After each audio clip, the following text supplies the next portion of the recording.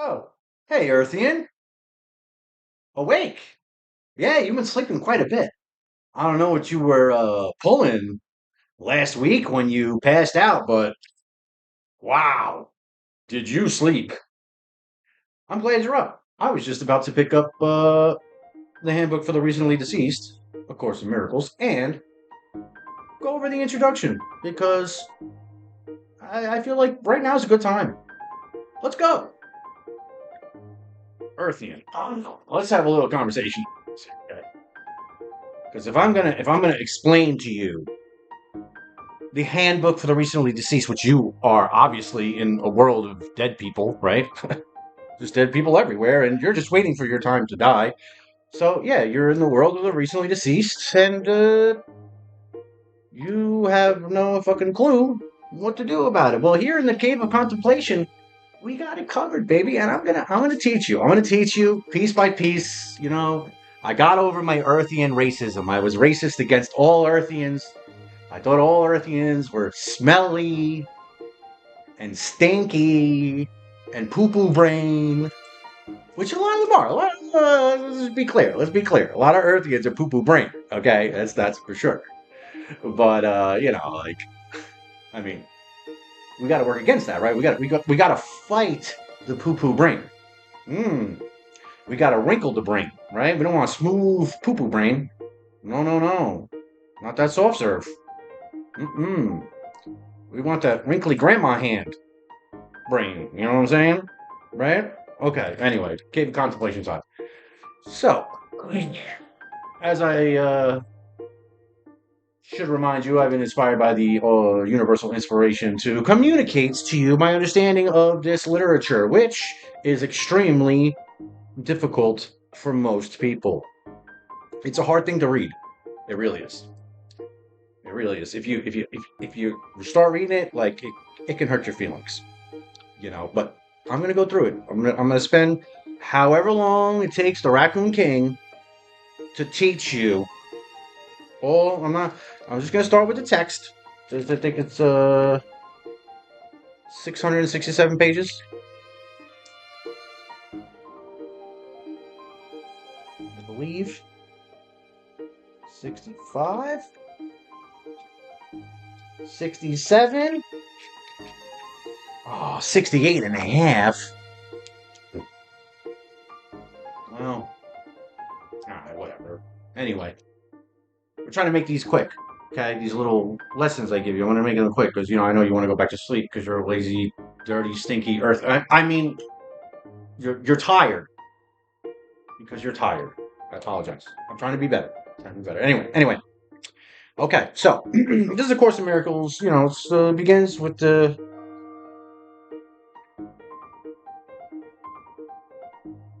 preface, which is how it came. Maybe I'll read that at some point. Which is a fantastic. It's unbelievable, really, the story of how it came to be. But we'll move past that for now. We got the chapters. I'm going to read to you a couple of the names of the chapters here. The meaning of miracles. Chapter 2, the separation and the atonement. Chapter 3, the innocent perception. Chapter 4, illusions and the ego. Chapter 5, healing and wholeness. Chapter 6, the lessons of love. Ooh. Lesson 7, the gifts of the kingdom. It goes on. You can pick it up, but you should buy your own. I mean, they sell them on Earth. They sell them in like every language. It's fine. Actually, they're not even expensive. You want to really get one. The place that makes them called Foundation of Inner Peace, that's the only place you get the real one. Don't go to anyone else. You have to go to Foundation of Inner Peace. They're not changing it. They're keeping it the same, okay? Like the Quran. The Quran, if you don't know, has never been changed since it was written. At least that's what the historians and the Arab scholars consistently say over 1,000 years or 2,000 years, whatever it is. It's a long time that they're all in agreement that literature has never been changed. That's an amazing and beautiful feat, and we should all aspire to be able to hold our spiritual teachings in such regard that we don't allow anyone to change them even 1,000 years later. I really, really think that that's something that everyone should look at and recognize how beautiful that is, that these people were able to maintain their culture in a way that I don't really think anyone else has. But anyway, I digress, you know. And I'm not talking down about anybody else's culture. I'm just lifting one up for a second. That's all. Anyway. So, we're going to start with the introduction, and then I'll read the 50 principles. I don't know how I'm going to do it, but I'm going to start the introduction. Very small. Okay? Very small. I'm going to read it, and then I'll read it again, and I'll go over it. Introduction. This is A Course in Miracles. It is a required course. Only the time you take it is voluntary. Free will does not mean that you can establish the curriculum. It only means that you can elect what you want to take at any given time. The course does not aim at teaching the meaning of love, for that is beyond what can be taught. It does aim, however, at removing the blocks to the awareness of love's presence, which is your natural inheritance. The opposite of love is fear, but what is all-encompassing can have no opposite. This course can therefore be summed up very simply in this way. Nothing real can be threatened.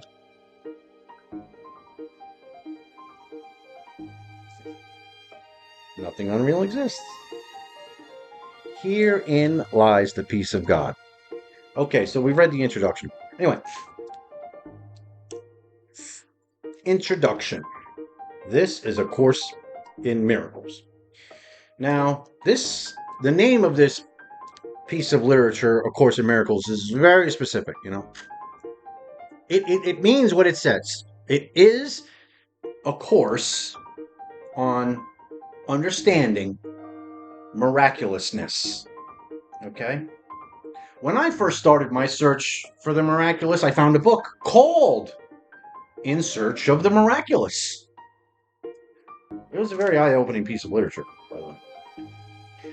Anyway, the first sentence of this introduction is simply stating what this is, even though we don't know what miracles are yet. We don't really have a definition for them. I mean, everyone has their own idea, but what do you think they are? Can you put it into words? This is A Course in Miracles. Fine. Okay, that makes sense. It is a required course. Whoa, whoa, whoa, whoa. What the fuck do you mean it's a required course? What required? How am I required to take a course I've never seen this? How could I be required to do something I've never even heard of? The government didn't tell me I needed to do this. God didn't come to me in my dreams. It's a required course. That means you have to do it. You don't have a choice. You're doing it. You don't have a choice. There's no choice to it. Okay, let's continue. I mean, only the time you take it is voluntary. All right, so I can voluntarily take this required course whenever I choose. So I guess that's good. I guess it gives me a little bit my power back, right? Free will does not mean that you can establish the curriculum. Okay. Now here it seems as though it is acknowledging that we have free will, but it is also limiting free will. It's saying we have free will, but it has a limit on free will, which is kind of that's a contradictory statement in a sense. Although it does make sense, because how could you teach yourself a curriculum that you don't know? You're learning the curriculum. You can't establish what you're learning. It has to be established for you to learn it. Or you can't establish what you're learning. You can't establish physics. You just learn physics. It means only that you can elect what you want to take at any given time. Oh, okay. So again, it's saying, hey, you have to do this. You don't have a choice in what your learning lessons are, but you do have a choice in how much you learn. You don't have to learn if you don't want to. You can not learn. You can sit there and not learn, even though the course is required. It's required, but that means that you can wait. And this, I know what it's saying, so it's not talking about like this lifetime. Like you could wait 1,000 lifetimes before you learn anything if you want, if you please. That's what it's saying. Okay. So the course does not aim at teaching the meaning of love, for that is beyond what can be taught. Okay, the meaning of love? What is this, a goddamn rock song from 1987? The meaning of love. It doesn't even aim to teach you what the meaning of love is. It doesn't even aim to. It's saying I can't teach you what love is. I can't teach it to you. It's far beyond teaching. It's just not teachable. Love is not teachable. That's what that sentence said. Love is not teachable. You can't teach someone how to love someone. You can't teach yourself how to love something. Love is not teachable. That's what I said. Let's continue. It does aim, however, at removing the blocks. This is important. At removing the blocks to the awareness of love's presence, which is your natural inheritance. So now what this sentence is telling us is that this literature is built for us to remove the thoughts in our mind that stop us from loving completely. And that complete love is what we are really supposed to experience. That's really but that's our natural inheritance, is to be extreme joy, extreme love and happiness and joining. That's our inheritance. Okay? It's very different from the world we live in. The opposite of love is fear, but what is all-encompassing can have no opposite. Now, this is an acknowledgement or a nod to Reality Prime. If Reality Prime is love, then there cannot be fear, right? Because it's all-encompassing, it's everything. So there can't be an opposite of everything, because that would be nothing. Right? Logically, nothing is still nothing. Even though you have an answer for that concept, you're still left with nothing. So there is no antithesis to the all-encompassing, which is, again, love. But apparently, we have blocks. We have blocks to love. And this is trying to teach us how to remove those blocks. That's what this is for, to remove the blocks. Not to teach us what love is, not to do any of those things. Just remove the blocks to love that you should already be experiencing. That's what this is. An introduction. This is the first paragraph, guys. It's a lot of work. The opposite of love is fear. What is all-encompassing and have no opposite. The course can therefore be summed up very simply as nothing real can be threatened and nothing unreal exists. Herein lies the peace of God. Okay, so nothing real can be threatened. That's quite a statement. So if it can be threatened, it isn't real. Nothing unreal can exist. Okay, so if something the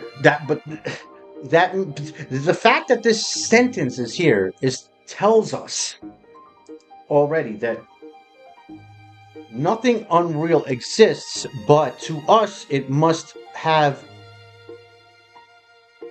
the belief of existence, because how else could we interact with something? That, it has to exist in some form for us to interact with it.